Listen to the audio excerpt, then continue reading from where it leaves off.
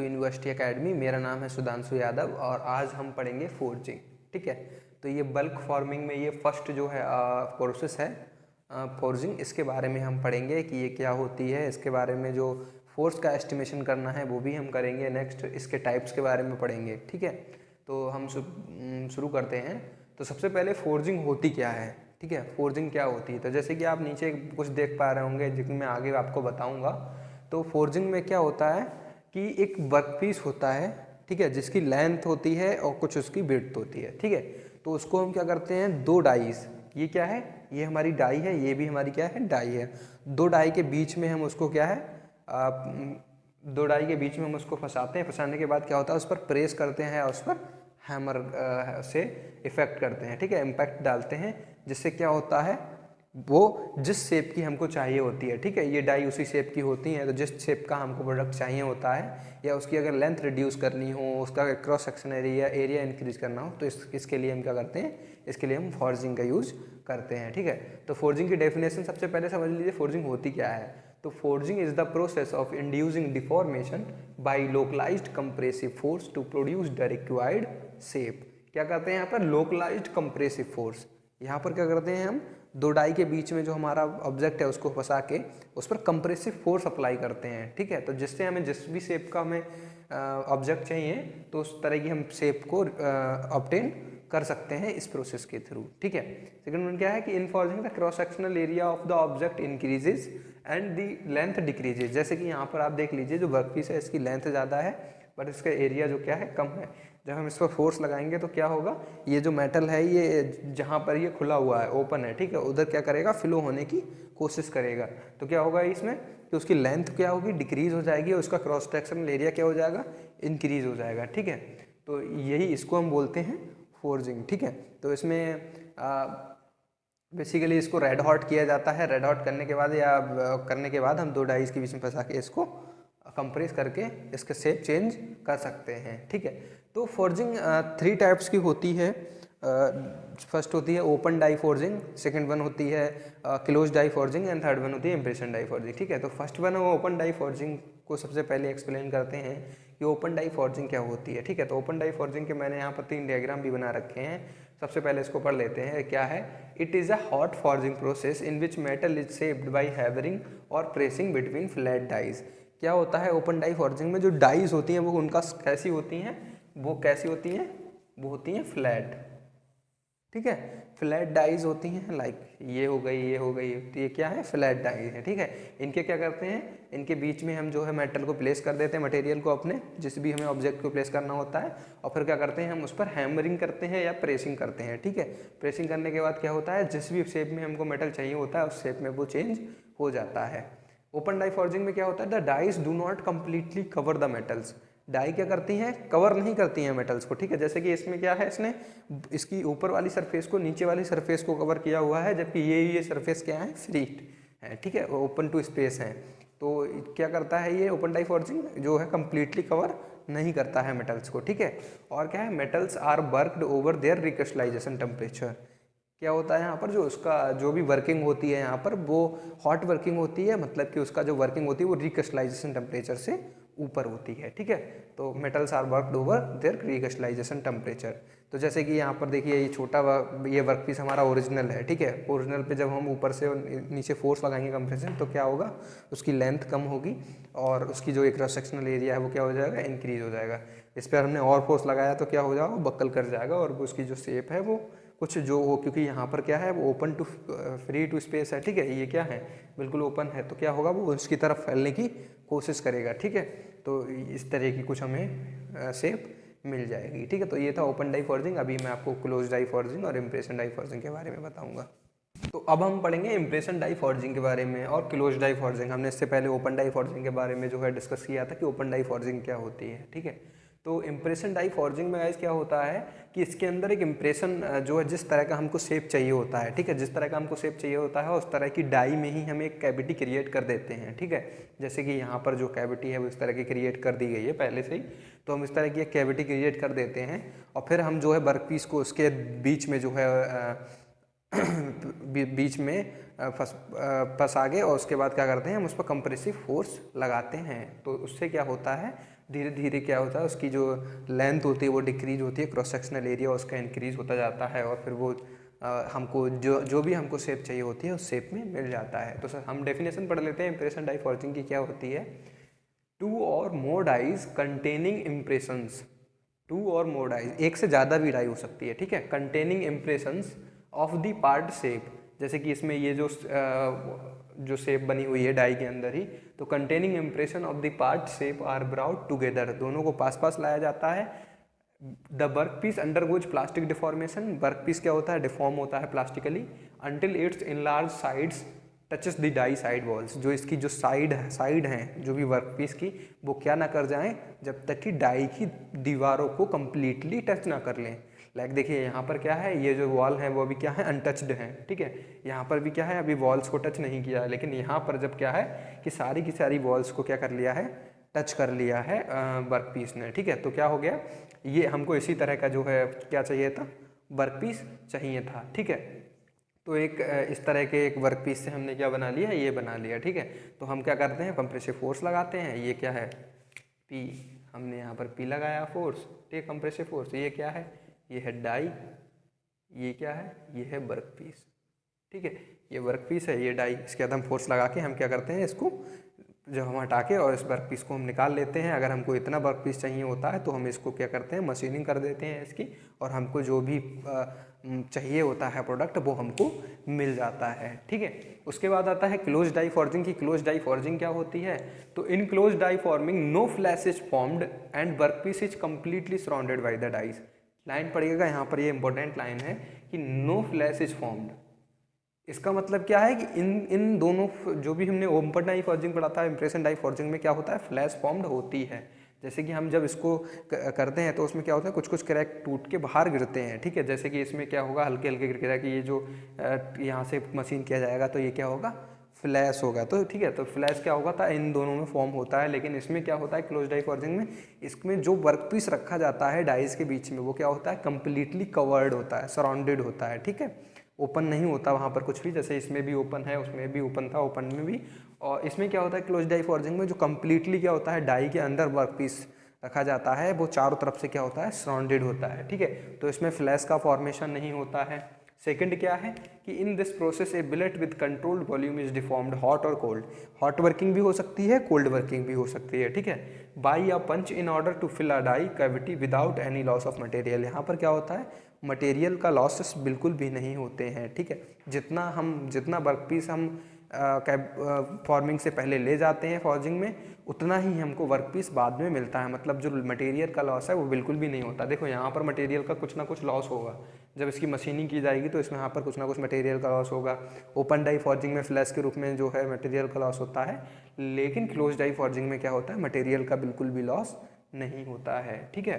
तो ये क्या है, इसका फ़ायदा है, ठीक है, यहाँ पर हॉट और कोल्ड दोनों तरह का हो सकता है। इसके बाद गाइज हम जो है फोर्स का एस्टिमेशन करेंगे। एक ने अभी open die forging, close die forging और इम्प्रेशन डाई फॉर्जिंग के बारे में पढ़ा था। अब यहाँ पर हमने एक वर्क पीस लिया है और दो डाई के बीच में उसको रखे, और हम उसके बारे में जो है एनालिसिस करेंगे, फोर्सेस के एनालिसिस करेंगे कि किस तरीके से जो है वो चेंज होता है, उसकी फॉर्म जो है चेंज होती है, दूसरे शेप में कैसे कन्वर्ट होता है, तो उसमें जो जो फोर्सेस लगते हैं, क्या क्या स्ट्रेसेस आती हैं, उन सब के बारे में हम उसके एनालिसिस करेंगे, ठीक है। तो एनालिसिस करने से पहले मैं आपको बता दूं कि जो वहाँ पर कुछ अजम्पशंस लिए जाते हैं, कोई भी एनालिसिस करने से पहले उसमें क्या होता है, कुछ अजम्पशंस लिए जाते हैं, जो कि हैं the coefficient of friction between the work piece and dies is same throughout, मतलब कि जो डाई और जो वर्क पीस के बीच में जो कोफिशिएंट ऑफ फ्रिक्शन लग रहा होगा वो क्या होगा, सेम होगा थ्रू आउट, ठीक है, पूरी प्रोसेस में, ओके।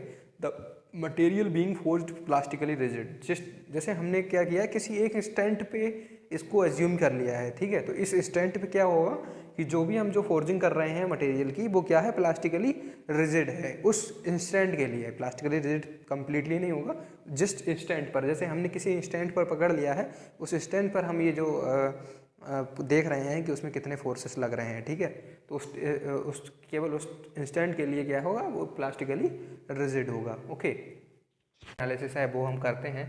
तो गाइज सबसे पहले तो जैसे हम ऊपर से जो फोर्सेस लगा रहे होंगे वो क्या होंगे, यहाँ से हम क्या लगा रहे होंगे, कंप्रेसिव फोर्स लगा रहे होंगे। ओके, तो कंप्रेसिव फोर्स क्या होगा, ये जो वर्क पीस है इसको हमने क्या करा, सिमेट्रिकली जो है इसको दो सिमेट्रिकली एक लाइन खींची है, क्या है, आधा वर्क पीस क्या हो गया, दो पार्ट में डिवाइड हो गया, ठीक है, आधा वर्क पीस ये हो गया, आधा ये हो गया। ओके, तो क्या होगा, इस वर्क पीस में अगर हम जैसे हमने आधा यहाँ पर एज्यूम कर लिया, अब इसमें कोई हम छोटी सी स्ट्रिप हम कंसीडर कर लेते हैं, ठीक है, उस छोटी सी स्ट्रिप में जितना फोर्सेस जितनी स्ट्रेसेस लग रही होंगी वही पूरे वर्क पीस में लग रही होंगी, ठीक है। तो हम आधे के लिए निकालने के बाद हम 2 से उसमें मल्टीप्लाई कर देंगे तो क्या होगा, हमारे पूरे वर्क पीस के लिए जो वो फोर्सेस की वैल्यू आएगी वो निकल आएगी, जो अभी एवरेज प्रेशर फोर्सेस स्ट्रेसेस की वैल्यू आएगी वो पूरे वर्क पीस के लिए निकल आएगी, ठीक है। तो हमने यहाँ पर क्या किया, एक स्ट्रिप कंसीडर कर ली है जिसकी जो थिकनेस है वो कितनी है, dx, ठीक है, इसकी जो विड्थ है वो कितनी है, थिकनेस वो है dx, ठीक है। उस पर क्या लग रहा है, एक P फोर्स लग रहा है,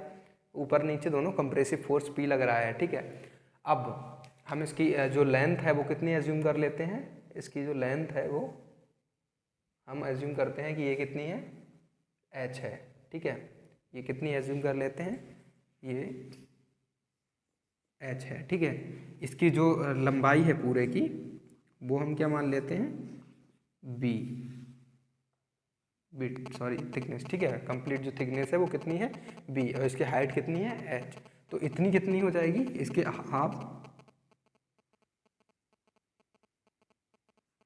ये कितनी हो जाएगी, ये हो जाएगी b/2, ठीक है। और यहाँ से लेके जो हमारी लाइन ऑफ सिमेट्री है, ठीक है, यहाँ से लेके यहाँ तक की डिस्टेंस कितनी हो जाएगी, ये हो जाएगी x, स्ट्रिप तक की डिस्टेंस, ठीक है। अब क्या है, इस फोर्स पर कोई एक स्ट्रेस आ रही होगी, यहाँ पर वो क्या होगी, सिग्मा x, और यहाँ पर क्या होगी, वो sigma x plus d sigma x, ठीक है, sigma x plus d sigma x, ठीक है, यहाँ पर सिग्मा x लग रही होगी, यहाँ पर sigma x plus D x लग रही होगी। अब जब हम डाई पर जो है फोर्स लगाएंगे, डाई पर जब हम कंप्रेसिव फोर्स लगाएंगे तो यहाँ क्या है, डाई यहाँ क्या है, खुली है, ओपन टू सरफेस है, ठीक है। ओपन टू सरफेस होगी तो वो कहाँ टेंड करेगी फ्लो करने के लिए, वो इन दोनों साइड्स पर क्या होगी, फ्लो करने की कोशिश करेगी। जो भी वर्कपीस होगा हमारा वो उसका मटेरियल इस साइड क्या होगा, फ्लो करने की कोशिश करेगा। जब हम कंप्रेसिव फोर्स लगाएंगे तो उसका क्या होगा, लंबाई डिक्रीज होगी, लंबाई डिक्रीज करने से क्या होगा, उसका जो क्रॉस सेक्शनल एरिया है वो इंक्रीज करने की कोशिश करेगा, और मटेरियल का होगा वो फैलने की कोशिश करेगा, तो किधर फैलने की कोशिश करेगा, कि जिधर ओपन टू सरफेस होगा, तो ओपन टू सरफेस किधर है, इधर, और इधर, तो मटेरियल किधर की तरफ जाने की कोशिश करेगा, मटेरियल इस तरफ फ्लो होने की कोशिश करेगा। तो जो फ्रिक्शन हमारा लग रहा होगा, तो फ्रिक्शन किधर लग रहा होगा, मटेरियल इधर फ्लो करने की कोशिश कर रहा है, तो हमारा फ्रिक्शन किस साइड एक्ट कर रहा होगा, वो कर रहा होगा इधर, इसको को बोल देंगे हम टाउ एक्स, ऊपर नीचे दोनों तरफ लग रहा होगा, ठीक है। तो जो टाउ एक्स यहाँ पर शियर स्ट्रेस है, ये क्या दिखा रहा है, ये बता रहा है फ्रिक्शन स्ट्रेस के बारे में, जो भी फ्रिक्शन वहाँ पर लग रहा होगा उसके बारे में ये हमको बता रहा है, ठीक है। टाउ एक्स हम इसको बोल देंगे। ओके, तो ये हमारे जो है नोटेशंस हो गए, ये हम नोटेशंस हम यहाँ पर लेंगे, पूरी जो थिकनेस, और इसकी जो विड्थ है उसको हम यहाँ पर एजम्पशंस भी लेना होता है कि विड्थ क्या होती है, नेग्लिजिबल होती है, ठीक है, वो बहुत कम होती है इसकी थिकनेस और इसकी हाइट के कंपैरिजन में, ठीक है, तो उसको हम नेग्लिजिबल लेते हैं, यूनिट मान लेते हैं। ओके, तो ये है हमारा डायग्राम। अब हम इसमें फोर्स एनालिसिस करते हैं, तो सबसे पहले हम क्या करते हैं, एक्स डायरेक्शन में फोर्स की एनालिसिस करके देखते हैं। एक्स डायरेक्शन में अगर हम फोर्सेस के एनालिसिस करते हैं तो क्या आता है, सबसे पहले वो सिग्मा एक्स प्लस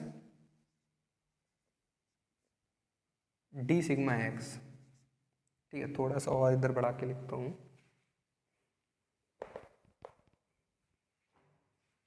ठीक है। हम यहाँ पर सबसे पहले एक्स डायरेक्शन में क्या करते हैं, जो फोर्सेस हैं उनको बैलेंस करने की कोशिश करते हैं, एक्स डायरेक्शन में फोर्सेस को बैलेंस करने की कोशिश करते हैं। तो सबसे पहले क्या आ जाएगा, sigma x plus D sigma x, ठीक है। फोर्स क्या होता है, स्ट्रेस इनटू एरिया, ठीक है, फोर्स क्या होता है, स्ट्रेस इनटू एरिया, मतलब ये sigma x plus D sigma x क्या है, ये इसकी स्ट्रेस है। इसका इसमें अगर एरिया की बात करें तो एरिया कितना हो जाएगा हमारा, हाइट कितनी है h, और इसकी जो विड्थ है, विड्थ क्योंकि हम इसमें नहीं दिखा सकते क्योंकि ये एक 2D डायग्राम है, 3D डायग्राम में आपको विड्थ दिखाई देगी, तो विड्थ हमने मान ली वो कितनी है w, ठीक है।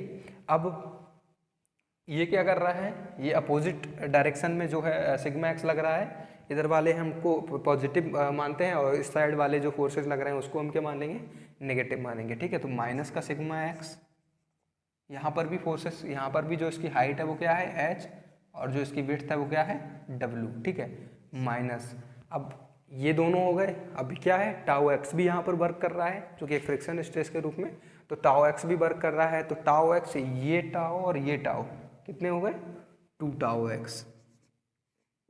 ठीक है, 2 टाउ एक्स, और ये वर्क कहाँ कर रहा है, उसकी थिकनेस के ऊपर। ठीक है, थिकनेस के ऊपर, तो उसका एरिया कितना हो जाएगा dx इंटू एच। ठीक है, dx इंटू उसका जो वेट होगी। ठीक है, इस वर्क पीस की जो वेट होगी, तो dx इंटू ओमेगा और डब्ल्यू इक्वल्स टू 0। ठीक है, इसको जब हम ओपन करेंगे, जिसको हम ओपन करेंगे तो क्या होगा, sigma x into H into W क्या होगा, कैंसिल आउट हो जाएगा। ठीक है, W यहाँ से और W यहाँ से क्या होगा, वो भी कैंसिल आउट हो जाएगा, तो हमारे पास कितना बचेगा, हमारे पास बचेगा d sigma x into H minus 2 tau x into d x is equals to 0। ठीक है, हमारे पास इतना बचेगा। ओके, तो ये क्या आ गया हमारा, ये हमारी एक इक्वेशन बन गई, H d sigma x minus 2 tau x d x. ठीक है, इज इक्वल्स टू 0। इक्वेशन 1 हम इसको दे देते हैं। ठीक है, अब हमने क्या पढ़ा था, हमने ट्रेस्काज and Bon Mrs yield criteria पढ़ा था लास्ट लेक्चर्स में। ठीक है, बॉन मिसेस एंड ट्रेस्काज यील्ड क्राइटेरिया पढ़ा था, तो हम यहाँ पर एज्यूम करेंगे कुछ प्रिंसिपल स्ट्रेसेस को। ठीक है, तो प्रिंसिपल स्ट्रेसेस को हम एज्यूम करेंगे, तो क्या हो जाएगा, लेट अस एज्यूम कि जो सिग्मा एक्स है वो क्या है, सिग्मा 1 है, और जो फोर्स लगा रहे हैं हम P। ठीक है, P जो फोर्स लगा रहे हैं वो क्या हो जाएगा, sigma 3 is equals to P, और इसको हम किस में लेंगे, माइनस में, क्योंकि ये क्या है कंप्रेसिव है। ठीक है, सिग्मा 1 क्या हो जाएगा सिग्मा एक्स, सिग्मा 3 क्या हो जाएगा माइनस का P।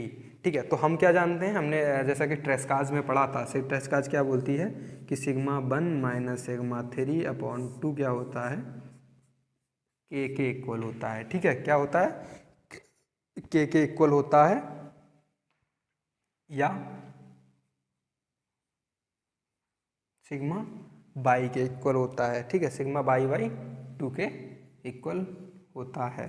ठीक है, तो यहाँ पर हम इसकी अगर वैल्यू रख दें, तो इसको हम अभी नहीं कंसीडर करेंगे, हम इसको कंसीडर करते हैं। ठीक है, तो हेंस सिग्मा 1 की जगह हम क्या रख दें, सिग्मा एक्स, और माइनस माइनस क्या हो जाएगा, plus sigma x plus p is equal to क्या आ जाएगा 2 के। Okay, sigma x plus sigma p क्या हो जाएगा, तो इसको हम क्या इक्वेशन दे दें, इसको हम इक्वेशन बोल देते हैं इक्वेशन नंबर 2। ठीक है, तो इक्वेशन नंबर 2 बोलने के बाद यहाँ पर अगर हम इसका डिफ्रेंशिएशन करें तो क्या आ जाएगा, d sigma x plus d p, ये कांस्टेंट है 0। ओके, तो d sigma x plus d p equals to क्या हो जाएगा 0, तो d sigma x equal to क्या आ जाएगा माइनस का डी पी। ठीक है, d sigma x equals to क्या आ गया माइनस का डी पी। अब इस वैल्यू को हम कहाँ रखते हैं, इक्वेशन 1 में, इस वैल्यू को हम कहाँ रखेंगे, इक्वेशन, ठीक है, इक्वेशन 1 में रखते हैं, तो क्या आ जाएगा हमारे पास एच डी पी, ये क्या आएगा माइनस का -2 tau x d x is equals to 0। तो यहाँ से अगर हम वैल्यू निकालें डी पी की, तो वो क्या आ जाएगी, डी पी की क्या वैल्यू आ जाएगी, माइनस का 2 tau x upon H d x. ठीक है, तो इसकी क्या वैल्यू आ गई 2 tau x D S upon H into d x. ठीक है, तो ये क्या आ गई, एक हमारी गवर्निंग इक्वेशन आ गई यहाँ पर, इसको हम क्या बोलेंगे इसको हम क्या बोलेंगे, गवर्निंग इक्वेशन, ठीक है। D p is equals to minus का 2 tau x upon H d x, ठीक है। अब बात आती है स्लाइडिंग की और स्टिकिंग की, ठीक है। तो दो कंडीशन यहाँ पर आती हैं। सबसे पहली आती है स्लाइडिंग की कंडीशन। क्या होगा, हमारा वर्क पीस, जब डाइस के बीच में हमने वर्क पीस को फंसाया है और जब हम उस पर कंप्रेसिव फोर्स लगाएंगे तो क्या होगा, हमारा वर्क पीस स्लाइड कर जाएगा, ठीक है, स्लाइड कर जाएगा। दूसरा क्या हो सकता है, वो स्टिक हो जाए, वर्क पीस और डाई क्या हो जाए, दोनों एक दूसरे में स्टिक हो जाएं। तो ये दो कंडीशन हो सकती हैं यहाँ पर, ठीक है।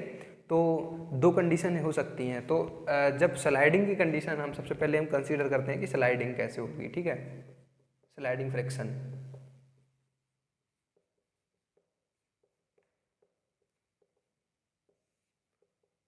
हम बात करते हैं स्लाइडिंग फ्रिक्शन की कि स्लाइडिंग फ्रिक्शन कैसे होगा, ठीक है। तो स्लाइडिंग फ्रिक्शन हम जानते हैं because of Coulomb's law, Newton's law of coulomb जो उन्होंने बताया था कूलम्स फ्रिक्शन में, क्या बताया था कि टाउ इक्वल्स टू क्या होता है, mu p. Tau equals to क्या होता है, म्यू पी, ठीक है। टाउ एक्स, यहाँ पर हम इसको टाउ एक्स इक्वल्स टू क्या हो जाएगा, म्यू पी, जहाँ पर म्यू क्या है, कोफिशिएंट ऑफ फ्रिक्शन। जो हमने बोला था कि कोफिशिएंट ऑफ फ्रिक्शन क्या होगा between the workpiece and die, क्या होगा, सेम होगा। तो यहाँ पर म्यू क्या हो गया, कोफिशिएंट ऑफ फ्रिक्शन, और पी क्या है, हमने जो लोड लगाया है, ठीक है, जो हमने लोड लगाया है उसको हम क्या बोल देंगे, पी, ठीक है।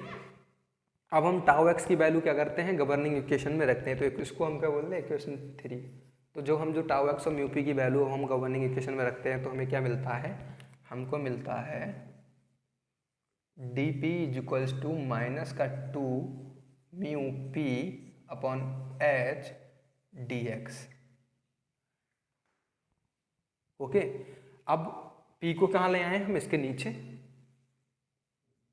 डी पी अपॉन पी, यहाँ क्या रह जाएगा, यहाँ रह जाएगा माइनस का 2 mu upon H d x, ठीक है। इसको क्या करते हैं हम, इंटीग्रेट, तो ऑन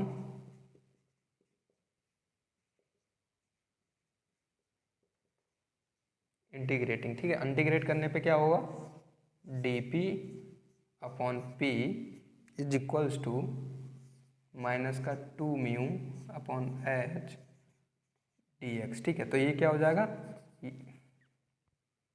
ये क्या हो जाएगा, ये हो जाएगा एल एन पी, ठीक है। ये क्या हो जाएगा, L N P is equals to minus का 2 mu upon H X plus C, ठीक है। माइनस का L N P is equals to minus का 2 mu upon H X plus C, ठीक है। तो ये क्या आ गई हमारी इक्वेशन नंबर 4 हमको मिल गई। अब चूंकि यहाँ पर कांस्टेंट आया है, सी टर्म आया है, अब हमको सी टर्म की वैल्यू निकालनी है कि सी टर्म कैसे निकाला जाए, ठीक है। तो सी टर्म निकालने के लिए हम क्या करेंगे, और लाइन खींचेंगे, यहाँ पर हम क्या लगाएंगे, यहाँ पर हम अप्लाइंग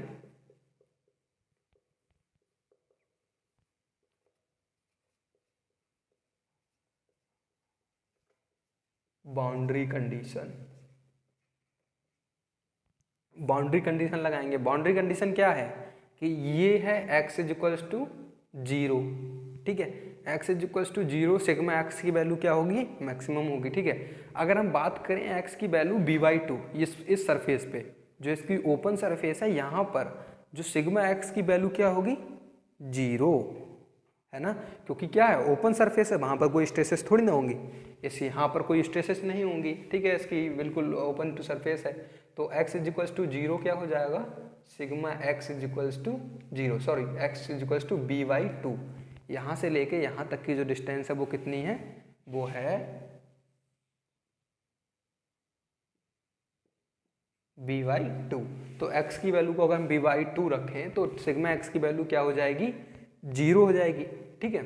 सिग्मा x की वैल्यू क्या हो जाएगी, 0 हो जाएगी।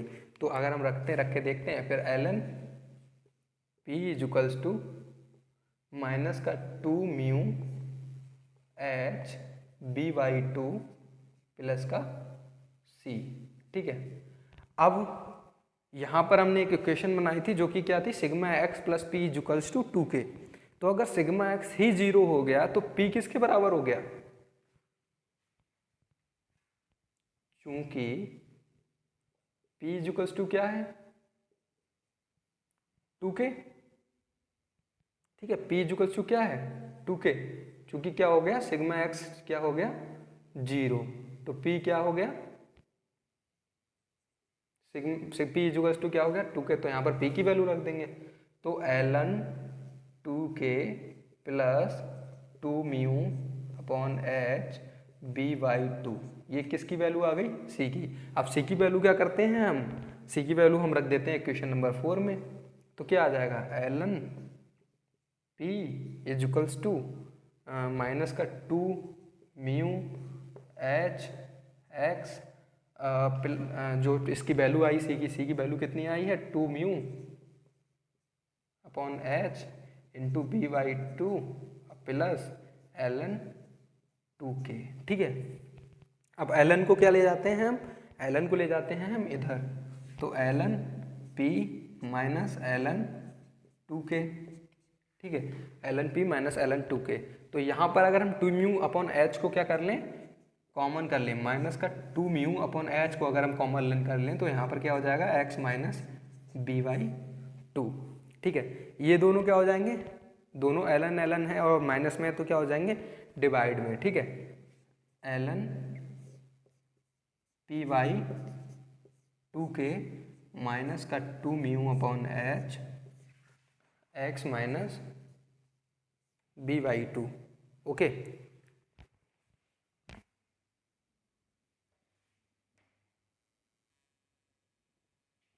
ठीक है, ये क्या हो जाएगा ln p/2k इजुअल्स टू माइनस का 2 mu upon h x minus b/2, ठीक है। तो यहाँ से अगर हम ln को इधर भेजें, अगर हम ln को इधर भेजें तो p/2k की वैल्यू कितनी आ जाएगी,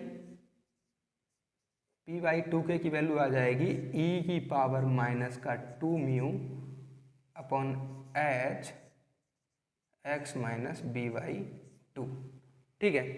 ये इसकी वैल्यू आ गई, अब जगह नहीं बची बोर्ड पे,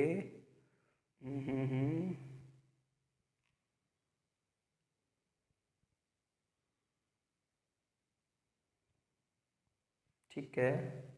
चलो, तो p की वैल्यू क्या हो जाएगी, p की वैल्यू हो जाएगी 2k e की पावर माइनस का 2 mu upon h x minus b/2, ये किसकी वैल्यू आ गई, ये आ गई फोर्स की वैल्यू, जो भी हमने यहाँ पर लोड लगाया है उस लोड की वैल्यू हमें मिल गई है, P equals to 2k e की power minus 2 mu upon h, ठीक है। अब हमको अगर सिग्मा x की वैल्यू निकालनी रही तो हम क्या करेंगे, क्योंकि सिग्मा x इक्वल्स टू क्या हो जाता है, सिग्मा x इक्वल्स टू होता है 2k minus p, then sigma x की वैल्यू क्या हो जाएगी, 2k को हम कॉमन ले लेंगे p की वैल्यू रखने के बाद, तो कितना आ जाएगा 1 माइनस e की पावर माइनस का 2 mu upon h x minus b/2, ठीक है। तो ये क्या आ गई वैल्यू हमारी, सिग्मा x की जो है वैल्यू हमको यहाँ पर मिल जाएगी। तो मैक्सिमम जो फोर्स लग रहा होगा वो कहाँ पर मैक्सिमम स्ट्रेसेस जनरेट हो रही होंगी, वो हो रही होंगी मिडिल में, ठीक है। और मिडिल से ओपन टू सरफेस किस तरीके से जो है स्ट्रेसेस का डिस्ट्रीब्यूशन होगा फोर्सेस का, वो है एक्सपोनेंशियली, मतलब कि यहाँ से जो है इस तरह से जो फोर्सेस का डिस्ट्रीब्यूशन होगा, मतलब कि कुछ इस तरीके से जो है वो ऊपर की तरफ जा रहे होंगे, ठीक है। तो यहाँ पर क्या होगा मैक्सिमम, यहाँ पर क्या होगा 0, ठीक है। तो हमको सिग्मा x का जो डेरिवेशन मिला है और जो p की जो वैल्यू मिली है, ये किसके लिए है, ये है स्लाइडिंग फ्रिक्शन के लिए, किसके लिए, स्लाइडिंग फ्रिक्शन के लिए, ठीक है। इसके बाद हम देखेंगे कि स्टिकिंग फ्रिक्शन के लिए जो है वैल्यू वो कैसे निकलेगी। तो स्टिकिंग फ्रिक्शन हम देख लेते हैं, ठीक है। इसको हम मिटा के, ये समझ में आ गया होगा अगर आपको कहीं पर भी कोई दिक्कत आती है तो आप कमेंट सेक्शन में वो पूछ सकते हैं, ठीक है।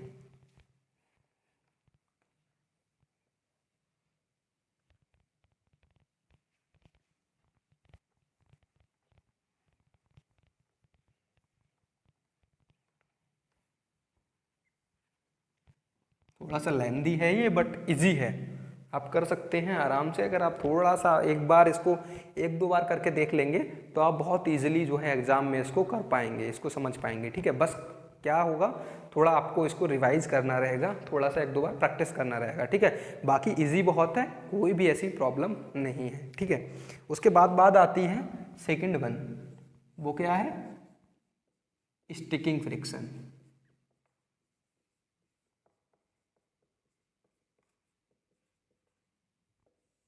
ठीक है, स्टिकिंग फ्रिक्शन। अब स्टिक होने की कंडीशन क्या है गाइस, थोड़ा सा दिमाग लगाइए, स्टिक क्यों होगा मटेरियल,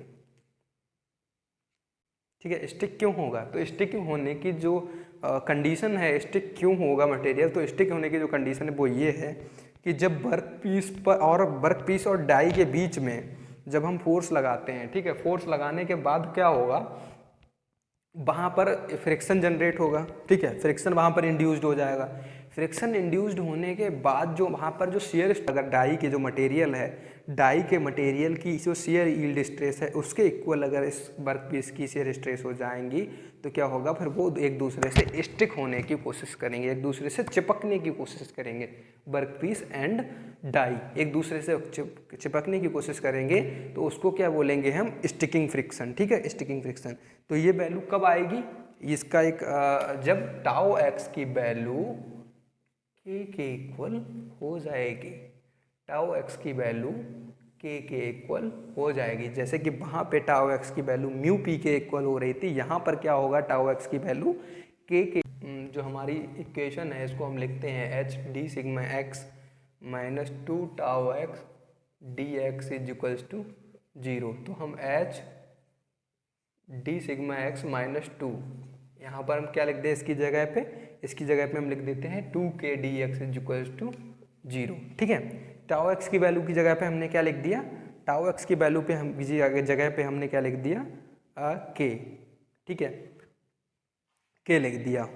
उसके बाद जो डी सिग्मा एक्स है, यहाँ पर हमने जैसे कि निकाला था अभी थोड़ी देर पहले हमने निकाला था कि सिग्मा एक्स प्लस पी क्या होगा, सिग्मा एक्स प्लस पी क्या होगा, 2k होगा। अगर हम इसका डेरिवेशन करें तो क्या हो जाएगा, differentiation d sigma x plus d p is equals to 0। तो डी सिग्मा एक्स की वैल्यू क्या हो जाएगी, माइनस का डी पी के इक्वल, ठीक है, माइनस के डी पी के इक्वल हो जाएगी।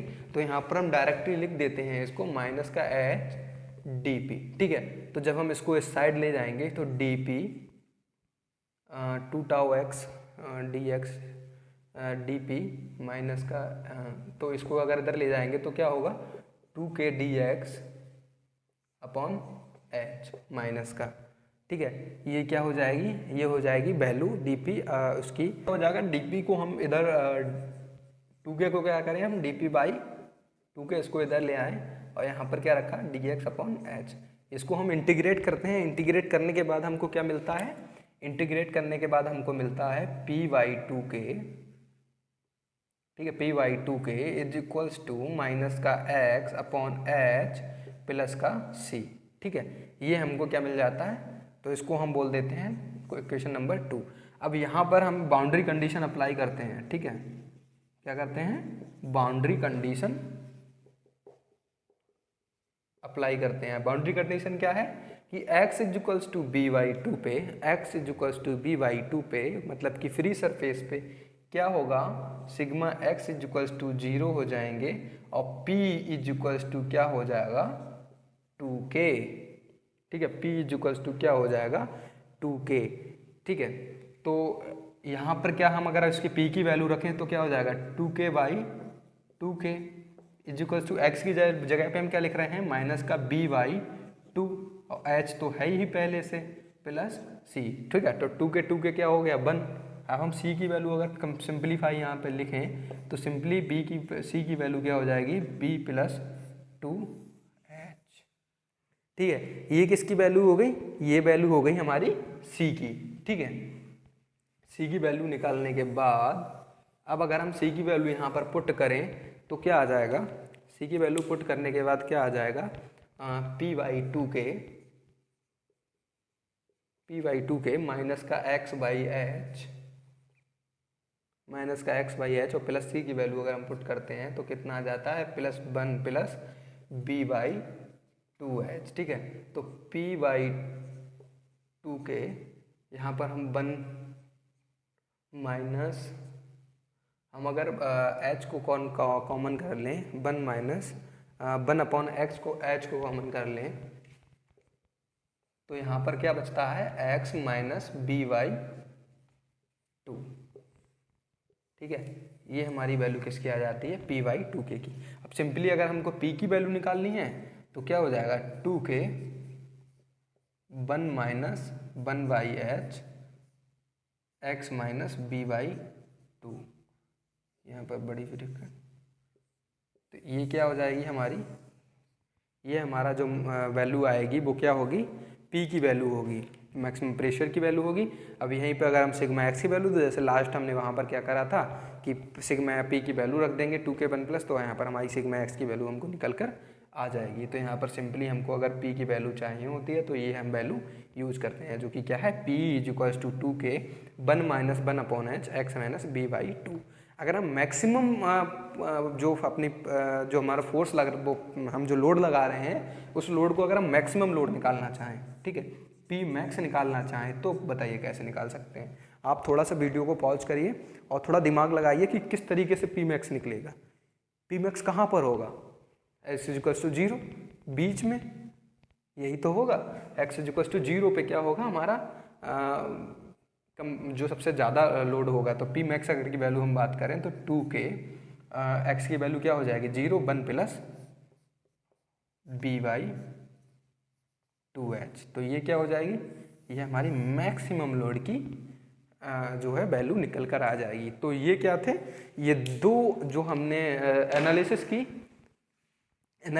तो एनालिसिस में हमने पाया कि एक स्टिकिंग के बारे में हमने एनालिसिस की, एक हमने जो है स्लाइडिंग के बारे में की। ठीक है, तो स्लाइडिंग की कंडीशन कब आती है, जब tau x equals to mu p होता है, वहाँ पर एक कोफिशिएंट ऑफ फ्रिक्शन होता है। ठीक है, तो हमने उसकी बात की स्लाइडिंग की। और जब स्टिकिंग कब होती है, जब हमारा मटेरियल का जो डाई का मटेरियल है उसकी जो शियर यील्ड स्ट्रेस के इक्वल अगर उसके वर्क पीस का शियर यील्ड स्ट्रेस पहुंच जाती है, तो हम क्या करते हैं, वहाँ पर स्टिकिंग होती है, मटेरियल और डाई क्या होते हैं, चिपकने लगते हैं, तो वहाँ पर स्लाइडिंग फ्रिक्शन होता है। स्लाइडिंग फ्रिक्शन की जो मैक्सिमम पी की जो वैल्यू है, तो उसको तो जो स्लाइडिंग में जो हमारा वेरिएशन हो रहा था स्ट्रेसेस में या फ्रिक्शन में, तो वो क्या हो रहा था, एक्सपोनेंशियली हो रहा था। यहाँ पर क्या होगा, वो लीनियर होगा। ठीक है, लीनियर होगा, इक्वेशन से हम देख सकते हैं यहाँ पर क्या होगा, वो लीनियर होगा। ओके, तो ये था हमारा फोर्जिंग के बारे में जो हमने डिस्कशन किया था। नेक्स्ट हम रोलिंग, वायर ड्राइंग और एक्सट्रूजन के बारे में भी ऐसे ही उनके बारे में उसके कॉन्सेप्ट को पढ़ेंगे, फिर उसके एनालिसिस करेंगे। ठीक है, तो इस लेक्चर में इतना ही। आपको अगर यहाँ पर कोई भी प्रॉब्लम आती हो, किसी भी लेक्चर में आपको किसी भी इस पूरी वीडियो में कहीं पर भी आपको अगर कोई प्रॉब्लम आ रही हो, तो आप वो कमेंट सेक्शन में हमसे पूछ सकते हैं, हम उसका जवाब देंगे। और अगर वीडियो में कोई भी प्रॉब्लम, कोई भी अगर आपको नोट्स चाहिए हो, इस जो भी मैंने पढ़ाया है इसके जो डिटेल्ड नोट्स हैं, वो आपको डिस्क्रिप्शन में एक लिंक दी होगी, वहाँ से आप डाउनलोड कर सकते हैं। और ये जो वीडियो है ये आप अपने क्लासमेट्स को शेयर कर सकते हैं, अपने ग्रुप में शेयर कर सकते हैं, जिससे कि वो भी इस कॉन्सेप्ट को पढ़ सकें और अपने एग्ज़ाम में इसको अच्छे से लिख सके। ठीक है, बाकी अगर आपको वीडियो पसंद आई हो तो लाइक कीजिए, यूनिवर्सिटी एकेडमी चैनल को सब्सक्राइब कीजिए। और थैंक यू सो मच।